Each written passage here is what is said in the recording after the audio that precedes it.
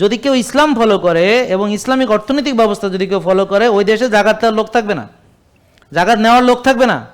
কেন? কেউ কাকে দিবে? আমাদের প্রবলেম হচ্ছে কি, পুঁজিবাদী যে অর্থনৈতিক ব্যবস্থা, একদল লোক খেতে পায় না, আর একদল লোক খাইতে খাইতে রুগী হয়, খাইয়া মরতেছে বেশি। কেন? কারণ আমরা একদল লোক খেতে পায় না, আর একদল লোক খেয়ে রুগী হয়ে যাচ্ছে, খেতে খেতে খেতে খেতে ওভারলোড হয়ে যাচ্ছে, কোষে জায়গা নেই, আরো খাচ্ছে, বারবার খাচ্ছে। বুঝলেন না কথা? হ্যাঁ, একদল লোক মনে করেন যে কোটি কোটি টাকা রাখার জায়গা নেই, মানে কোটি কোটি ডলার পাচার করে দিচ্ছে দেশ থেকে, আর একটা লোকের দুটো খাবার খাওয়ার টাকা নেই, দুটো ভাত জোটে না। এটাই পুঁজিবাদী সমাজ ব্যবস্থার উপহার।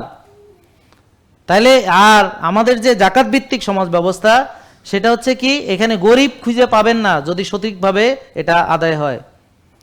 এই হলো মানে আমাদের অবস্থা। যাই হোক, সুস্থতা আমাদের ইসলামের ভিতরে ইনবিল্ট আছে।